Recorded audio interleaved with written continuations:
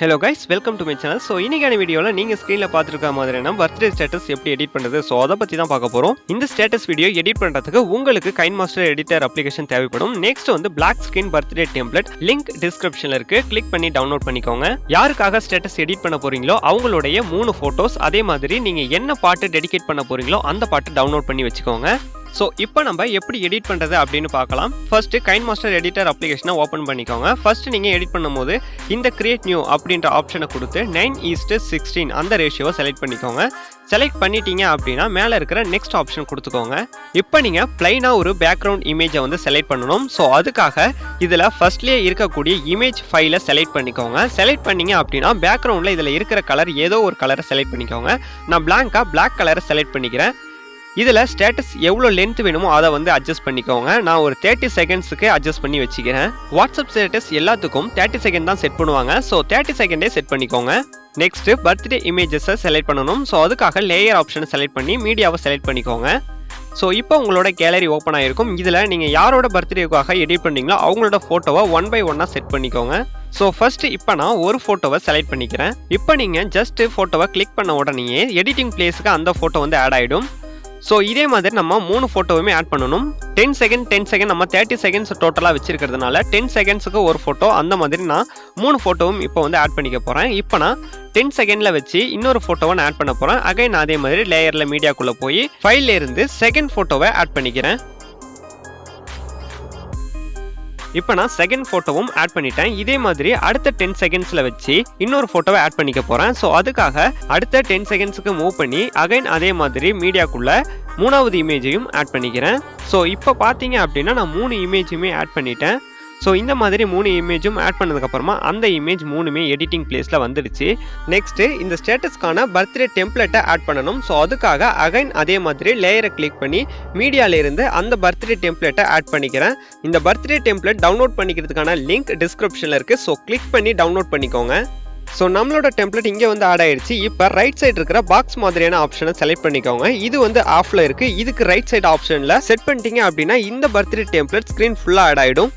So again நம்மளோட birthday டெம்ப்ளேட்டை select பண்ணிக்கோங்க. செலக்ட் பண்ணிட்டீங்க அப்படின்னா ரைட் சைட் வர ஆப்ஷனை கீழே ஸ்க்ரோல் பண்ணிங்க அப்படின்னா பிளெண்டிங் அப்படின்னு ஒரு டூல் இருக்கும். ஸோ அதில் ஸ்க்ரீன் ஆப்ஷனை ஆன் பண்ணிவிட்டு மேலே இருக்கிற டிக் ஆப்ஷனை கொடுத்துக்கோங்க.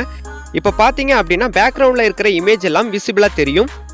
ஸோ இப்போ நம்ம இந்த இங்க் ட்ராப் மாதிரியான எஃபெக்ட்டுக்குள்ளே நம்மளோட இமேஜை எடுத்து வந்து செட் பண்ண போகிறோம். ஸோ இந்த இங்க் ட்ராப் எஃபெக்ட் எந்த இடத்துல ஸ்டார்ட் ஆகி எந்த இடத்துல எண்ட் ஆகுது அப்படின்னு பாருங்கள்.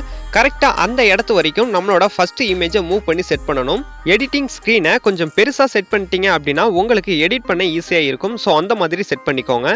ஸோ இப்போ நம்மளோட இமேஜை செலக்ட் பண்ணி இந்த ட்ராப் எஃபெக்ட்டுக்குள்ளே மூவ் பண்ணி கரெக்டாக செட் பண்ணிப்போம். இந்த மாதிரி கரெக்டாக மூவ் பண்ணி செட் பண்ணிக்கோங்க. அப்போ தான் நம்மளோட வீடியோ பர்ஃபெக்டாக வரும். இந்த இமேஜை இந்த ட்ராப் எஃபெக்டோட ஃபர்ஸ்ட் எண்டு வரைக்கும் மூவ் பண்ணி செட் பண்ணிக்கோங்க. இந்த எடிட்டிங் டைம் லைனை ஸ்லோவாக மூவ் பண்ணி பாருங்க. அப்போ தான் இந்த ட்ராப் எஃபெக்டோட ஃபர்ஸ்ட் எண்டு எங்கே இருக்கு அப்படின்னு கரெக்டாக பார்க்க முடியும். இப்போ பார்த்தீங்க அப்படின்னா இந்த இடத்துல தான் கரெக்டாக ஃபர்ஸ்ட் எண்டு முடியுது. ஸோ இந்த இடத்தோட நம்ம ஃபர்ஸ்ட் இமேஜை கிராப் பண்ணி எடுத்துடலாம். அதுக்காக ரைட் சைடு இருக்கிற சிசர் சிம்பிளை கிளிக் பண்ணி கட் பண்ணிக்கோங்க. கட் பண்ணதுக்கு அப்புறமா நம்மளோட செகண்ட் இமேஜை செலக்ட் பண்ணி அதை ஃபர்ஸ்ட் இமேஜோட எண்டுக்கு கரெக்டாக செட் பண்ணிக்கோங்க.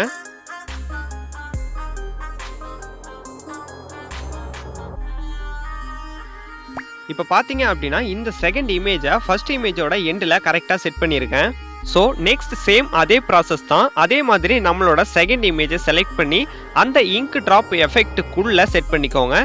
மூவ் பண்ணி கரெக்டாக செட் பண்ணிட்டீங்க அப்படின்னா அதே மாதிரி 10 செகண்டோட எண்டு வரைக்கும் மூவ் பண்ணி செட் பண்ணிக்கோங்க. எந்த அளவுக்கு நீங்கள் ஸ்லோவாக செய்கிறீங்களோ அந்த அளவுக்கு நம்மளோட எடிட்டிங் ஃபினிஷ் ரொம்பவே நல்லா இருக்கும். ஸோ பார்த்து கரெக்டாக எடிட் பண்ணுங்க. ஸோ இந்த பர்த்டே டெம்ப்ளேட் வீடியோ பார்த்தீங்க அப்படின்னா 3 தடவை இங்க் ட்ராப்ஸ் விழுந்து ஸ்ப்ரெட் ஆகிற மாதிரி எஃபெக்டில் இருக்கும். ஸோ அதனால தான் நம்ம 3 ஃபோட்டோஸ் வந்து ஆட் பண்ணியிருக்கோம். ஸோ இப்போ செகண்ட் ஃபோட்டோவை பார்த்தீங்க அப்படின்னா அதே மாதிரி எண்டு வந்து எந்த இடத்துல இருக்குது அப்படின்றத கரெக்டாக கண்டுபிடிச்சி அதோட நம்ம கிராப் பண்ணி எடுத்துடணும். ஸோ பார்த்தீங்க அப்படின்னா கரெக்டாக இந்த இடத்துல தான் அதை செகண்ட் இமேஜ்லேருந்து தேர்ட் இமேஜுக்கு மூவ் ஆகிற பொசிஷன்ஸ் இருக்குது. ஸோ இந்த இடத்த கரெக்டாக செலக்ட் பண்ணி அந்த கிராப் பண்ணி எடுத்துக்க போகிறேன். இப்போ நம்ம செகண்ட் இமேஜையும் கரெக்டாக கட் பண்ணியாச்சு. நெக்ஸ்ட் நம்ம என்ன செய்யணும் அப்படின்னா தேர்ட் இமேஜை செகண்ட் இமேஜோட எண்டிங்கில் கரெக்டாக செட் பண்ணணும். ஸோ கரெக்டாக மூவ் பண்ணி செட் பண்ணிக்கோங்க. இப்போ நம்மளோட தேர்ட் இமேஜை அந்த இங்க் ஸ்ப்ரெட் ஆகிற எஃபெக்ட்டுக்குள்ளேயே விசிபிள் ஆகிற மாதிரி செட் பண்ணிக்கோங்க. நீங்கள் ஜஸ்ட் மூவ் பண்ணி செட் பண்ணிக்கோங்க. ரொம்பவே ஈஸியாக தான் இருக்கும். ஃபைனலாக இந்த தேர்ட் இமேஜோட லென்த்தை வந்து நம்ம கொஞ்சம் அட்ஜஸ்ட் பண்ணிப்போம். ஸோ இந்த டெம்ப்ளேட்டோட லென்த் எந்த அளவுக்கு இருக்குதோ அந்த அளவுக்கு இந்த தேர்ட் இமேஜோட லென்த்தையும் அட்ஜஸ்ட் பண்ணி நம்ம செட் பண்ணிக்கலாம். ஸோ இப்போ பார்த்தீங்க அப்படின்னா இந்த டெம்ப்ளேட்டோட லென்த் வந்து இந்த அளவுக்கு இருக்குது. ஸோ இந்த அளவுக்கு எக்ஸஸாக இருக்கக்கூடிய பேக்ரவுண்ட் இமேஜ் அண்ட் பர்த்டே இமேஜஸை கட் பண்ணி எடுத்துடலாம். ஸோ இப்போ பார்த்தீங்க அப்படின்னா நம்மளோட பர்த்டே ஸ்டேட்டஸ் ஆல்மோஸ்ட் ரெடி ஆகிடுச்சு. ஸோ நெக்ஸ்ட் நம்ம என்ன செய்யணும் அப்படின்னு பார்த்தீங்கன்னா ஒன்ஸ் இதை செக் பண்ணிக்கலாம். இந்த ஒரு ஸ்டேட்டஸில் ஏதாவது மிஸ்டேக்ஸ் இருக்கா அப்படின்றத நீங்கள் ப்ளே பண்ணி பார்த்துக்கோங்க.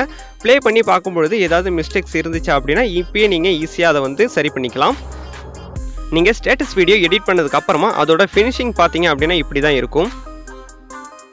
இந்த பர்த்டே ஸ்டேட்டஸில் இன்னும் நான் சாங் எதுவுமே ஆட் பண்ணலை.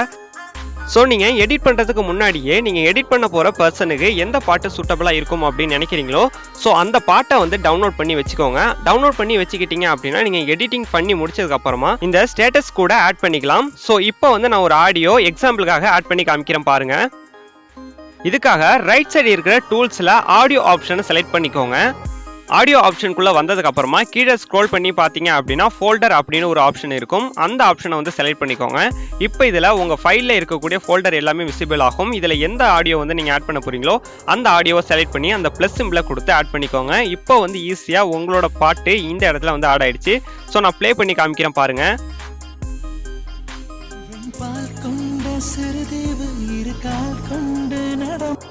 இப்போ பார்த்துருப்பீங்க இந்த சாங் நம்மளோட பர்த்டே ஸ்டேட்டஸ் கூட ஆட் ஆகிடுச்சு. ஸோ ஃபைனலாக பார்த்தீங்க அப்படின்னா நம்மளோட பர்த்டே ஸ்டேட்டஸ் எடிட்டிங் முடிஞ்சிடுச்சு. ஸோ இப்போ வந்து இந்த வீடியோவை நம்ம சேவ் பண்ணிக்கலாம். அதுக்காக மேலே இருக்கிற சேவ் ஆப்ஷனை கிளிக் பண்ணிக்கோங்க. கிளிக் பண்ணிட்டீங்க அப்படின்னா நம்மளோட வீடியோ குவாலிட்டியை அட்ஜஸ்ட் பண்ணிக்கலாம். ஸோ உங்களுக்கு எந்த குவாலிட்டியில் வீடியோ வேணும் அப்படின்னு நினைக்கிறீங்களோ அட்ஜஸ்ட் பண்ணிவிட்டு கீழே இருக்கிற சேவ் ஆப்ஷனை கொடுத்துக்கோங்க. சேவிங் ப்ராசஸ் கம்ப்ளீட் ஆனதுக்கப்புறமா இந்த வீடியோ நம்மளோட கேலரியில் சேவ் ஆகிடும். ஸோ கைஸ் இந்த வீடியோ பிடிச்சிருந்தா வீடியோக்கு ஒரு லைக் கொடுத்து சப்போர்ட் பண்ணுங்கள். இதே மாதிரி வீடியோக்களை தொடர்ந்து பார்க்க நம்ம சேனலை மறக்காமல் சப்ஸ்கிரைப் பண்ணிவிட்டு அது பக்கத்தில் வர பெல் ஐக்கனையும் கிளிக் பண்ணிக்கோங்க. தேங்க்யூ.